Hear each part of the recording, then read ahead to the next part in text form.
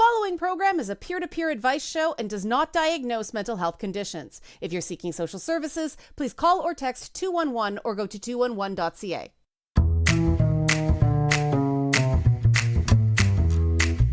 Hello, listeners around the world on radio, streaming, and podcast services. This is It's Not Therapy. I'm Liana Kersner, and I am not a therapist, but I am your source for navigating the madness of mental health, using my top 10 sayings for checking in with your best self. This week, it's just going to be you and me and my allergies. Apologies if I seem a little out of it, spacey, or a little sniffly. Yes, the freeze thaw has not been kind to me. But we're going to do another one individual to another individual show because I want to talk about identity. This coming Sunday, March 31st, is Transgender Day of Visibility. And I didn't want to do the cliche thing of having one person come on and speak for all trans people. That's fraught with peril. I have transgender guests on the show throughout the year. So I decided I'm going to talk about individual identity. Because I've learned a lot about identity from trans people, both clients and friends. Fine. I've even learned things from trans people who can't stand me.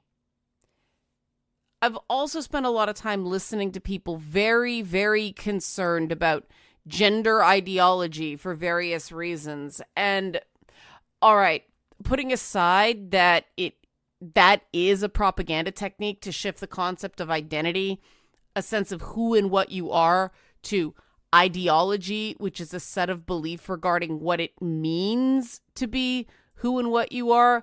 Those concerns are valid. These are not people trying to be hateful. There is a murky, messy, maybe not even a fine line. Maybe there is no clear line. Maybe it's a spectrum of, that sense of who and what you are, and then what it means to be who and what you are. It's hard to separate those things, yeah? My top 10 phrases are an ideology. I fully admit that. They're an ideology that I find helps me maintain a firm sense of my identity. And I need that because traumatic life events do a huge amount of damage to a person's sense of self. That's why they're traumatic beyond the fear for one's physical safety or the damage to one's physical safety. Social trauma, even with no physical violence, separates us from our internal sense of self by making the way others see us into a matter of life and death, which means we don't spend a lot of time focusing on how we see and think about ourselves. There's a lot of talk in mental health spaces about self-awareness these days, and I admit I don't like the language surrounding it. I had to rebuild myself from nothing multiple times as an adult, and this has made me acutely aware of how ever-changing our relationship with ourself is. As a society, we treat healthy self-esteem as this destination, a finish line we cross, and then we're awesome, we're good for the rest of our lives, no problem. But no, that's not how it works. Self-concept, self-worth, self-esteem, these things are more like our lifeboat in the big sea of suck that is life. And it's an ongoing challenge to stop that lifeboat from capsizing when the waters of life get really rough. In order to have self-esteem, a healthy, accurate sense of ourselves as a combination of our values and accomplishments, we have to have an underlying solid sense of self-worth, that belief that we inherently matter even when we're not out there achieving. Now, I know this idea of self-worth, this mattering even when you're not doing good stuff, I know this is a foreign concept to some listening, maybe even a lot of people listening, because, well, at least in my case, I realized there was a fault in the layer below that. I couldn't get a sense of self-worth, the fact that I mattered just for being a person, because my sense of self, my self-concept, my understanding of who I was damaged and not formed. And that's where identity comes in. That's why it is so important to so many people these days. They're still on step one. In order to handle feedback, criticism, and even abuse in a healthy way, you need a sense, a firm understanding of where the world ends and you begin. You need to know what your values are, because those values dictate what rights you have in various situations. You're like, what? No. Oh, we have human rights. Yeah. It's really easy to think of human rights in the abstract, but in order to apply them, you have to apply your values. We're not born with an individual self-concept. I always wince when parents start saying things like, kids are stupid, they don't know what they want. Oh, it's a phase, they'll grow out of it. A lot of adults don't know what they really want, and a lot of those adults are the ones saying, kids don't know what they want. They're projecting onto their children. Yeah, children don't have it all figured out. Come on, none of us has it all figured out. Children do have a sense of when something makes them happy versus when something makes them frightened, sad, or even angry. And if you want your kid to not, just go along with the crowd, that ideology you're so afraid of, it's very important to validate a child's feelings.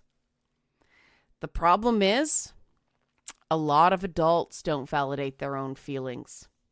We sometimes describe this as being broken. I've talked about this in a past episode, but it's not so much being broken, because broken implies you were once assembled properly and got smashed. The truth is, a lot of people, because things happened in childhood and adolescence, we never got assembled properly the first time around. We're that IKEA furniture with the backward panel, right? So we're kind of emotionally wobbly. I've put together so many Billy bookcases. Anyway, this is not a free endorsement for IKEA. Realizing we can't do anything about a feeling right away, which everybody experiences, that's very different than denying we have that feeling at all. And your feelings is the first step to feeling whole, because our feelings are feedback. If we deny what we're feeling, it's very hard to develop a solid self-concept. Our feelings are our compass in navigating the world. They help us, along with experience and knowledge, figure out what our core values are. It's coming. Top 10 phrase. Core values are more important to relationships than common interests, and that includes our relationship with ourselves. It's great to have a sense of right and wrong. It's another thing entirely to act in accordance with that sense of right and wrong, with the values we claim to believe in. No excuses. I believe strongly in integrity. It's a core value of mine. And I acknowledge that living with integrity is difficult. But I find living with integrity far less difficult than living with guilt and shame. And for me, it is a binary choice. If I behave with integrity, I don't feel guilt and shame even when things go wrong. But when I compromise my values, when I compromise my integrity, that's when the guilt and shame kick in. If we don't face the core of who we are through those difficult feelings, we end up having a lot of reactions we don't understand, because we're separated from that compass, our feelings that help us navigate the world and find our values. If we do that, if we separate from that compass, well, then we're stumbling around with no direction. And that can damage relationships with ourselves and others, or even destroy them. Remember I said I hated the mental health language regarding self-awareness? Yeah, this is where that comes up, because there's this concept called external self-awareness that this is an accepted concept in mental health, but I almost lost myself in it, so it triggers warning bells in me. External self-awareness is a term for understanding how other people see me. It contrasts with internal self-awareness, which means knowing my own values, thoughts, and emotions. But for me, external self-awareness isn't self-awareness at all. It's awareness of other people, other people's thoughts, other people's opinions. They are not me. Other people are not just extensions of myself. And the opinions that other people have of me can be completely uninformed. They can be projection. The whole idea, the reason the experts say external self-awareness is good is that it means you're open to criticism. And at least in my experience, that gets so badly abused so very often. The thing I struggle with more than anything, actual self-awareness time, is why people who claim to care about me insist on criticizing me past the point where it's productive. When it gets into just plain hurtful, damaging territory, and I can't listen effectively because it feels like I'm being torn apart inside. And I say this, and too bad they keep going. They need to explain. They need me to see. I have to learn something.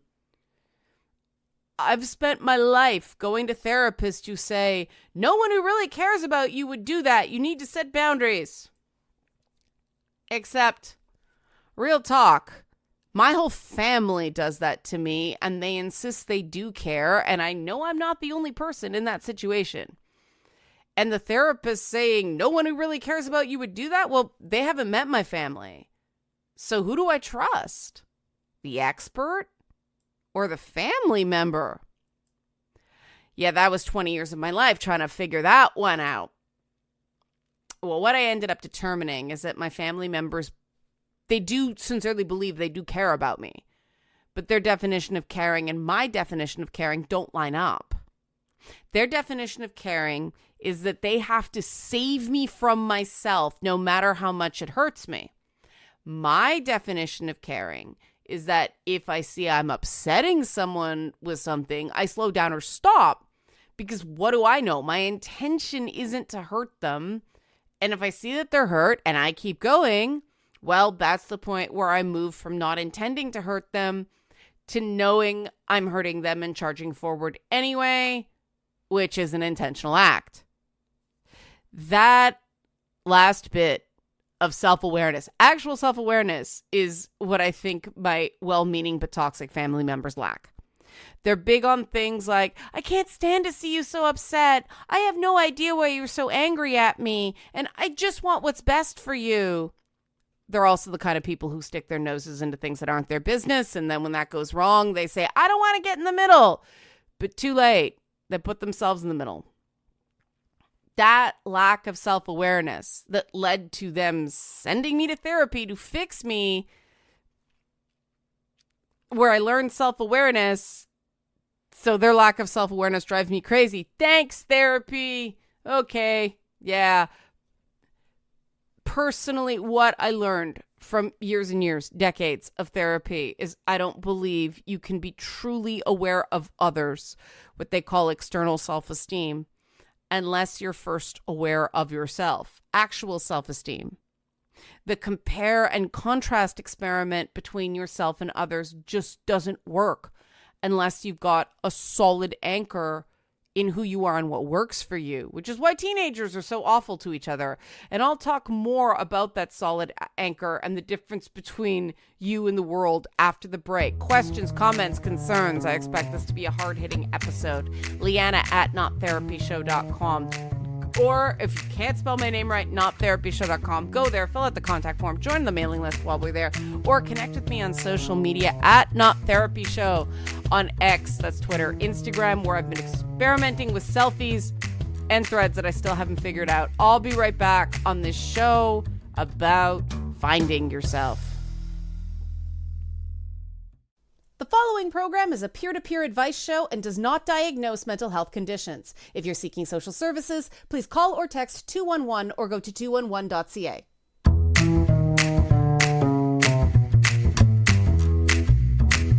We're back and it's not therapy. I'm still Liana Kersner. I'm still not a therapist. And we're still talking, who am I? How to find your individual identity.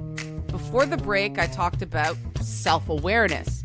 Really making sure your actions and intentions are aligned and not being lazy about checking in with your best self to make sure that alignment is an ongoing state. Because, well, if you can't do that, it's very difficult to figure out why other people do the wonderfully bizarre things that they do.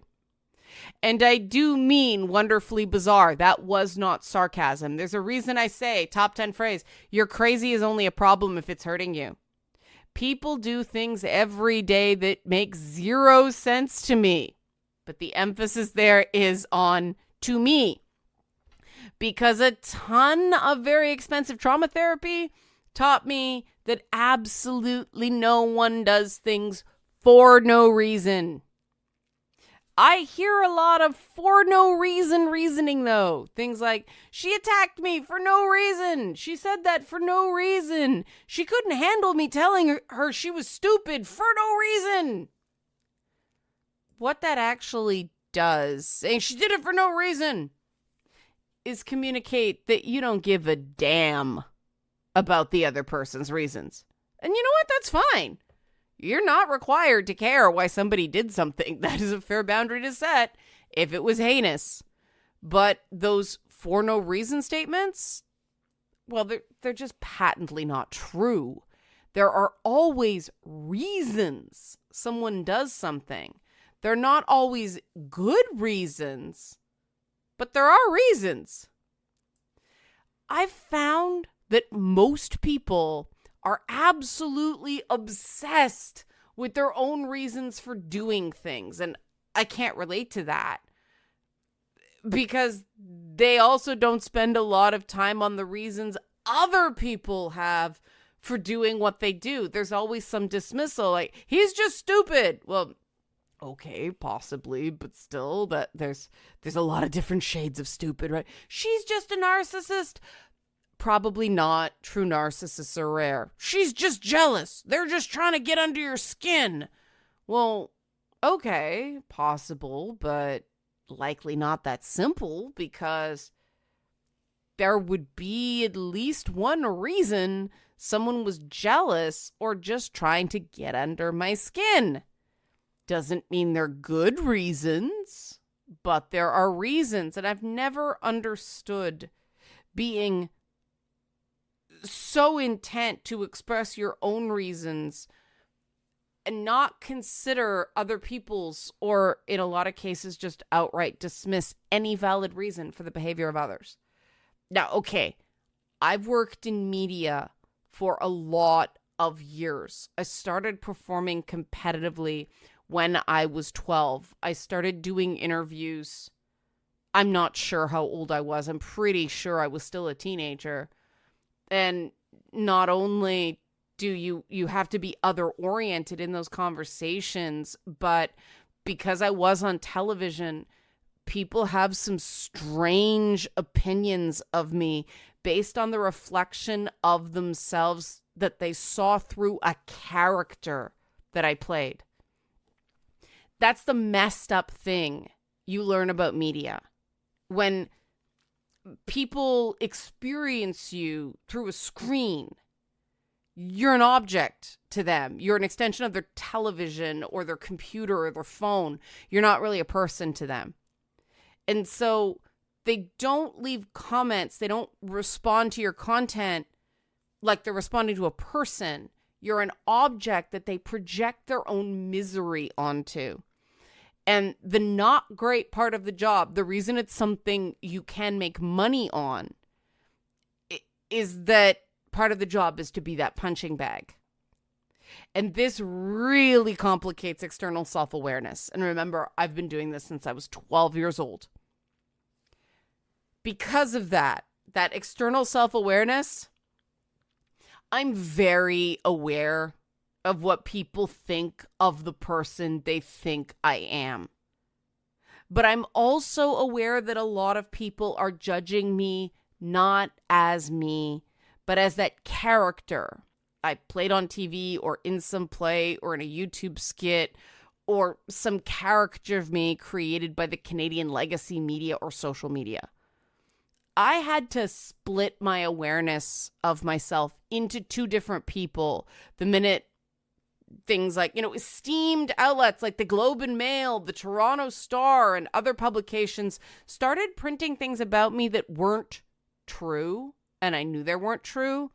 But now, as far as the public was concerned, those were facts. Wikipedia could cite them. Great. Like the idea that I got my job in TV because I slept with the right people. Yeah, that one's really not fun. Now, every woman at City TV and Much Music had some form of that rumor told about her, but it still wasn't fun. And strangely, women believe that about other women, even though the exact same rumor was told about her. And we all pretended it didn't bother us. But it totally bothered us because we knew that the men who worked there, could screw anything that moved and a few things that didn't, and their competence or deservingness wasn't invalidated by whether or not they liked having people squat over a glass table. And anyway, gotta keep this show clean. There's a reason a lot of women get really bitter. There's a reason some women lash out at all men.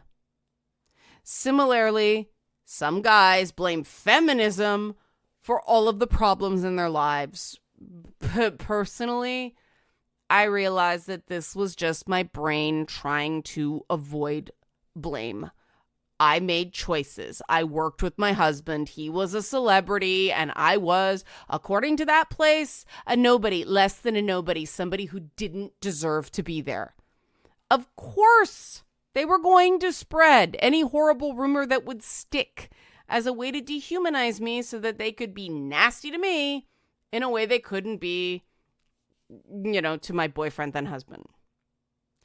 I got a real good understanding there of how other people saw me. I don't need anyone to tell me how despised, not to mention how back then, how slutty, fat, and ugly I was, and now how old, fat, and ugly I am. I get periodic emails from the woman stalking me telling me that. Yeah, thanks, Stalker-chan. Thanks for the external self-awareness. But that isn't the only opinion about me, and that's where external self-awareness becomes a bad concept for me. Because, well, the opinions of strangers or people who hate me for selfish reasons, that's one thing. But my family tries to break me for my own good. And that's the ones that don't openly hate me. I spend a lot of time encouraging critical feedback, which is what the experts insist is the purpose of healthy external self-awareness. But I completely lost myself in that critical feedback for far too long. And every so often, despite all the work I do, I lose myself in it again. What I need help with is hearing what people like about me. The things other people see that's good about me. Because I'm very aware of what I think is good about me. But a lot of the time, the external messaging I get, well, it's so brutal that it's hard to see how anybody who could think that, how there's any room for anything good. And when the people who claim to love you also think you're so flawed that it makes sense to keep hammering even when tears are streaming down my face, yeah, that sends me the message that they love me, but they also think I suck, and the two things are not in conflict. But that's where the trap of the modern world hits, right?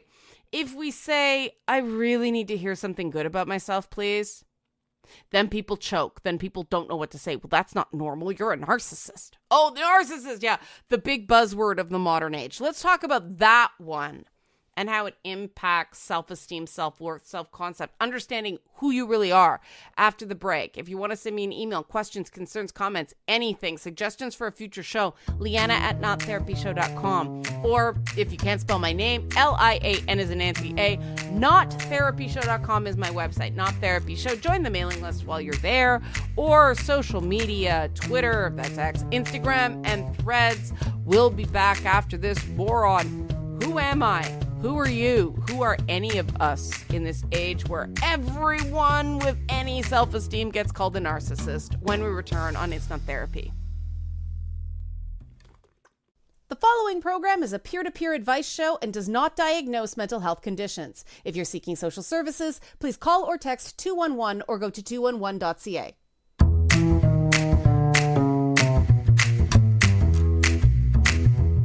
We're back on It's Not Therapy. I'm still Liana Kersner. I'm still not a therapist. And we're still talking, who am I?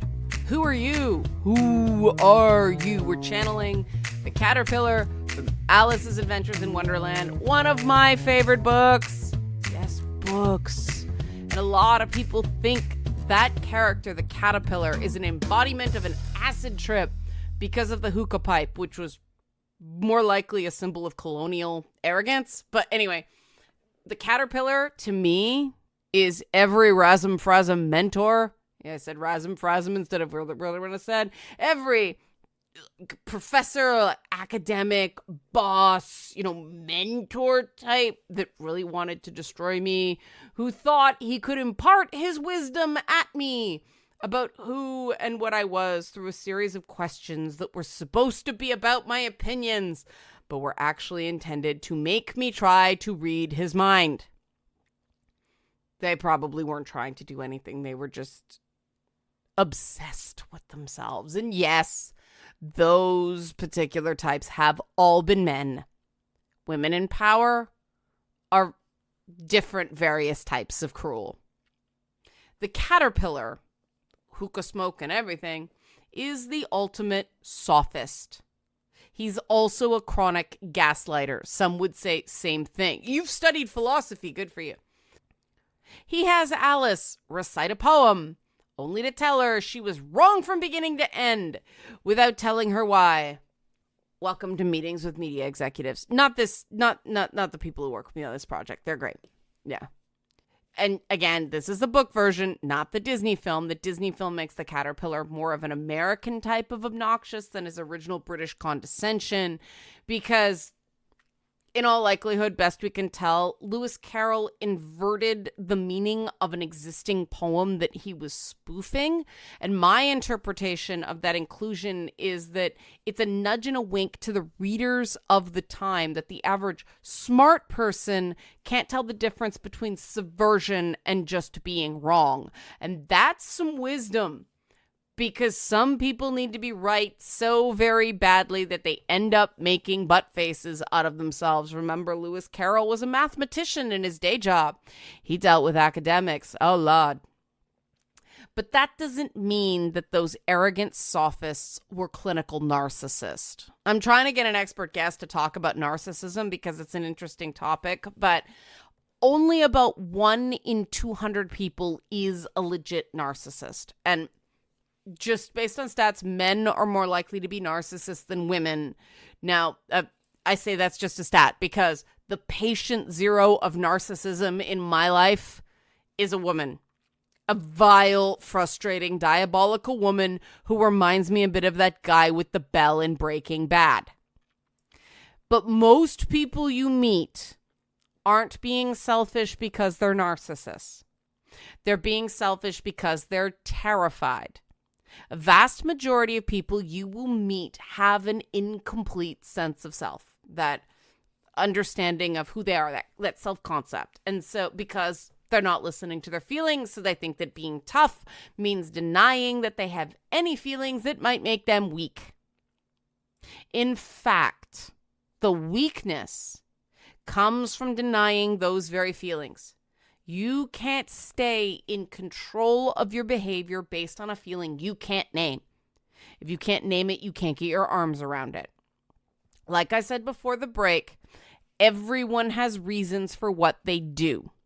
They just might not understand their reasons.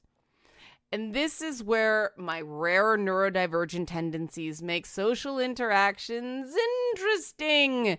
And by interesting, I mean sometimes vaguely exhausting. Because I'm acutely aware that my brain isn't normal. So when I'm dealing with someone who is decidedly normal, or at least very interested in appearing normal, we might both be speaking English, but we're still speaking two different languages. That person who wants to be normal will likely call me selfish for setting boundaries. That doesn't mean it's true. That person will likely say, I'm fine, it doesn't bother me, I'm fine, multiple times when something is very much bothering them. That person will likely project things that they themselves are feeling onto me. Because these are all things normal people do. It doesn't mean they're good for you. Norms are just averages, social mean points, mean, median, and mode, all blend together into a distinct shade of social beige. Now, it's okay to want to be normal. In fact, for some people, it's great.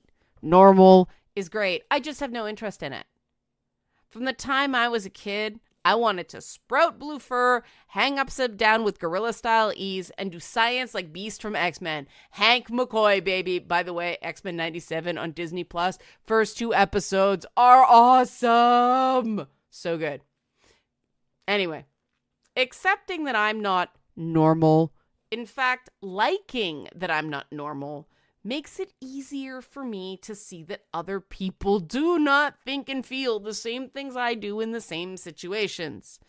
Because I accept and like myself, I can accept and like other people who are different from me. Flip side, someone who doesn't like themselves but can't admit it will seem narcissistic when they're really just terrified. Because bravery means facing your fears, and normal people are cowards. I know that my ability to admit I've made a mistake is at low ebb when I've been the most scared.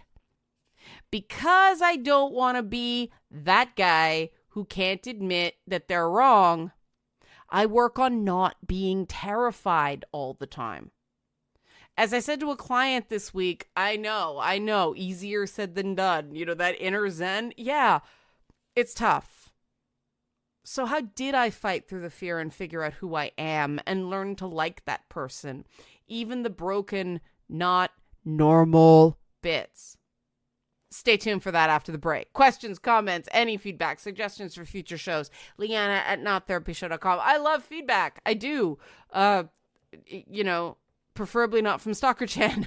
Not Therapy Show's the website, nottherapyshow.com. If you can't spell my name, join the mailing list while you're there. Fill out the contact form at Not Therapy Show on X, that Twitter, Instagram, and Threads. When we come back, more on who am I? Who are you? Figuring out how to like yourself on It's Not Therapy.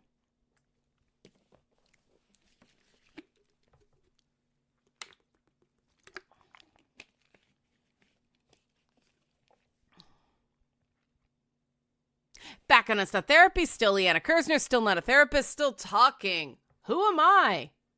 And just as importantly, do I like who I am? And how can you like who you are? How can you accept and like who you are? Now, before the break, I promised to tell you how I got to that place where essentially most days I like who I am. And the most honest place I can begin to describe how I did it is kind of unsatisfying. I just did. It was a choice. One day, I was tired. I was so very tired. I couldn't stop running. And I started facing every single terrible thing someone had said about me. It was not a good time. I could dismiss the accusations of personality disorders because based on the number of times I'd been in the quiet room of the emergency department and the number of doctors I'd seen, someone somewhere would have found something, and frankly, that would have been better. But nope, my roulette wheel of screwed up landed on PTSD. Also, ginger kid. I'm still suspect that two are related, but I'm not sure how. I tend to instinctively side with the underdog, and that I think comes from being weird physically in any room I'm in.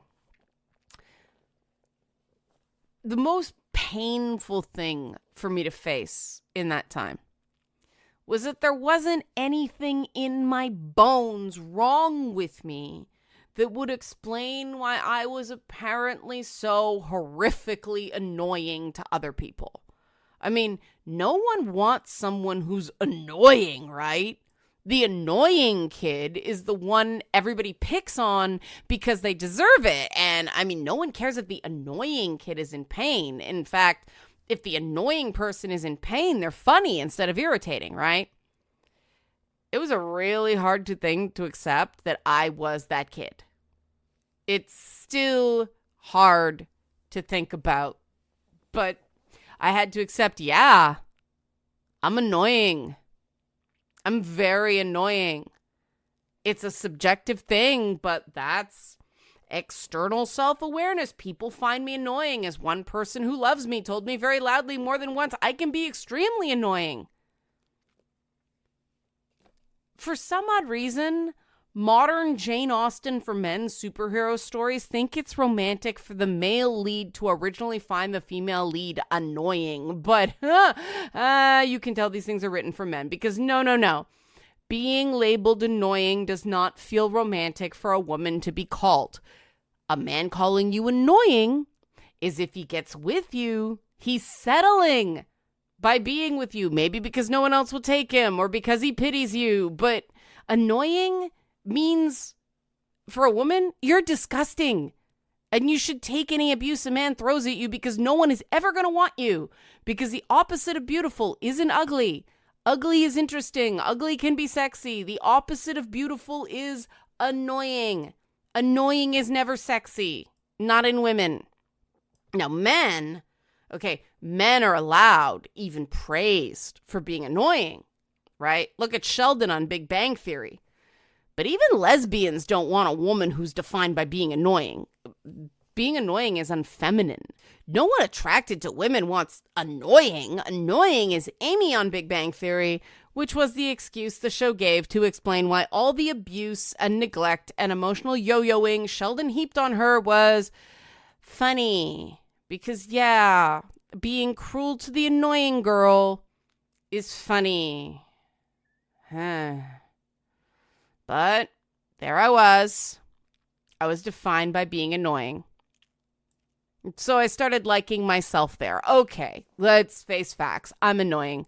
And this was before the quirky girl became a trope in teen media, so I didn't have that to lean on. No way. I was 10 years out.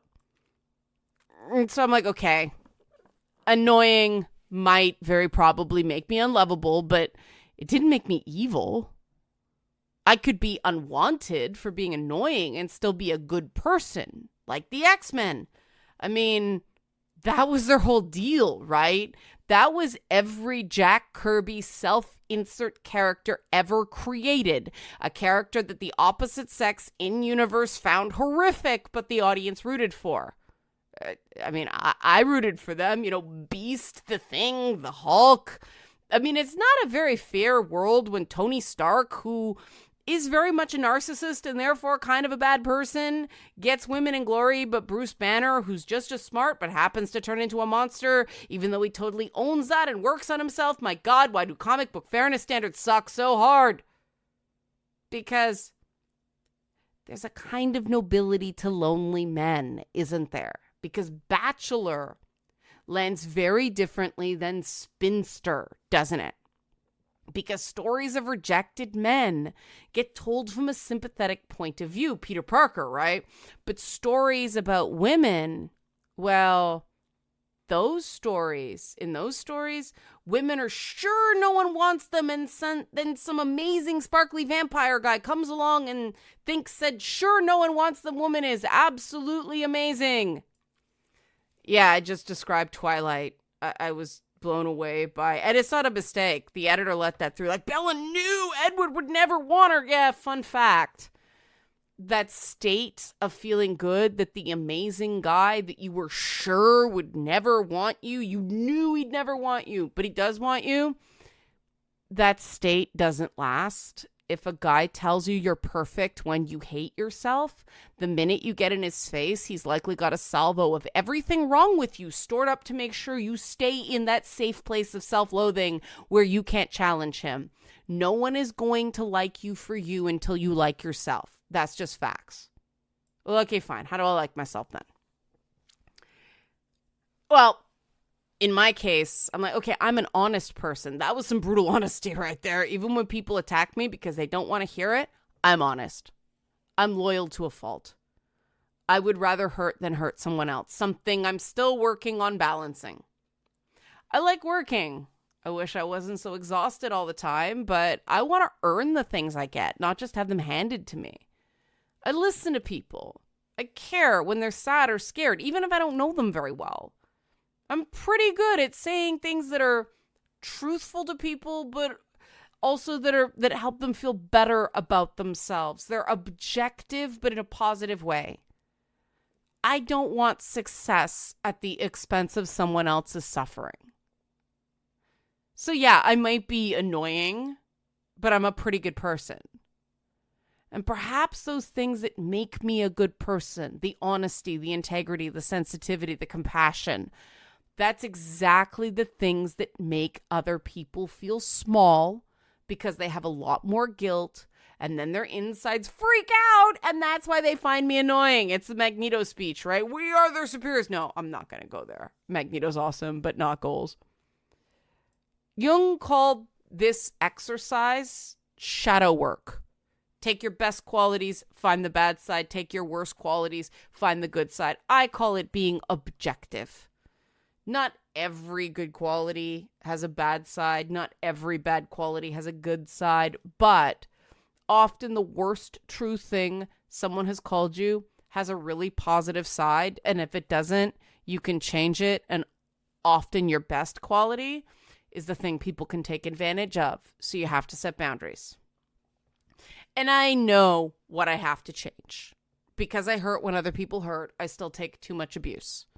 Because at least when it's just me hurting, it's just me. When I hurt someone else, it's two people hurting, right? Now, that's not the only reason. Abuse has been normalized my entire life. I know that. I'm working on that. I'm getting better. And that's where my identity, self-worth, and self-esteem came from. Not from embracing the good parts, the socially acceptable parts. From facing the parts the world hates and finds disgusting and finds annoying. And realizing I wouldn't change them because they come from a good place. If this resonates with you, if you'd like to leave a comment, if you've got questions, concerns, suggestions for another show, or if you want to sign up for one-on-one sessions, give me an email, Liana at nottherapyshow, Lian as in Nancy, at nottherapyshow.com. Nottherapyshow.com is a website if you can't spell my name right. Fill out the contact form while you're there. Join our mailing list at Not Therapy Show, X, Twitter, and Instagram. When we come back on It's Not Therapy, final thoughts on this.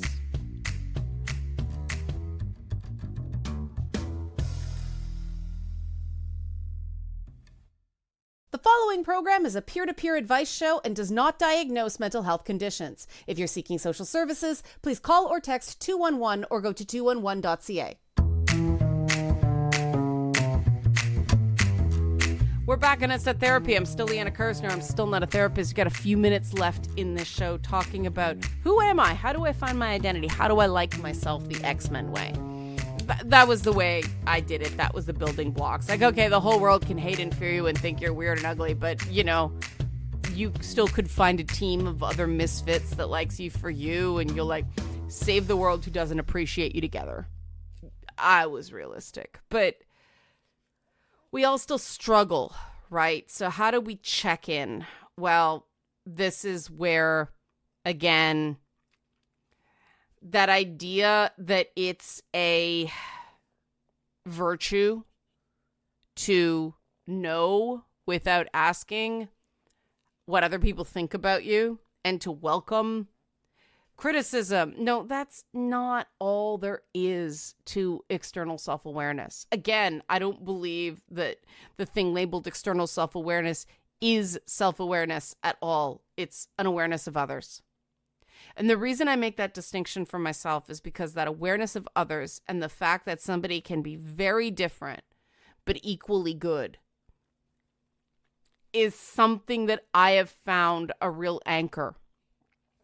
Because the more you take people as you are and not completely, remove judgment. If someone's hurting other people, if someone's lying, cheating, and stealing, well, it takes really good motivations and a real sense of consequence to be Robin Hood, to be that chaotic good character in Dungeons and Dragons. Most of the time, people lie, cheat, and steal as a shortcut, and they're not prepared to face the consequences if they get caught. And facing the consequences of something that's socially unacceptable, I find is a huge self-esteem builder for me. When I say something I believe to be true, knowing I'm going to catch some heck for it, every positive comment I get in response, every person who feels seen and heard, that matters more than the criticism because I'm prepared for that criticism. There's two different types of pain when it comes to criticism. Pain because something feels true.